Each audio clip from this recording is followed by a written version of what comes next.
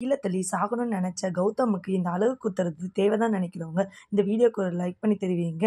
சடங்கு எல்லாம் முடிச்சுட்டு வீட்டுக்கு வந்து விஜய் அந்த பானையை பார்க்குறாரு. அதில் பார்த்தீங்கன்னா ஒரு விதை கூட முளைச்சி வந்திருக்காது.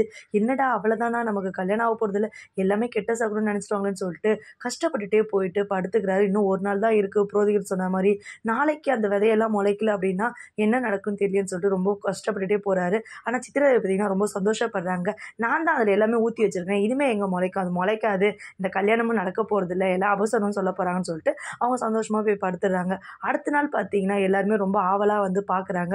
பார்க்கும்போது அதில் அழகாக விதையெல்லாம் விதைச்சி அழகாக செடி வந்திருக்கும். விஜய் பார்த்துட்டு ரொம்பவும் சந்தோஷப்படுறாரு. ரொம்ப தேங்க்ஸ் அண்ணி அப்படின்னாங்க. எனக்கு எதுக்கு விஜய் தேங்க்ஸ் சொல்கிறேன் அப்படின்னா, நீங்கள் தான் இதை பண்ணீங்க, நான் பார்த்தேன், இந்த விதை விதைக்கிறதுக்கு நீங்கள் எல்லாமே பண்ணிட்டு இருந்ததை நான் பார்த்துட்டேன் அண்ணி, ரொம்ப தேங்க்ஸ் அண்ணி அப்படின்றாங்க. சூர்யா இவங்க 2 பேரையும் பேசுறத கேட்டு மகா மேலே பார்த்தீங்கன்னா ஒரு அபிப்பிராயம் வருது. பரவாயில்லையே, விஜய் கல்யாணம் நடக்கிறது நீ கூட ரொம்ப சந்தோஷப்படுவி அப்படின்னு சொல்லிட்டு. விஜய் என் குடும்பத்தில் ஒரு பையன், அதனால தான் நான் அவனுக்கு ஹெல்ப்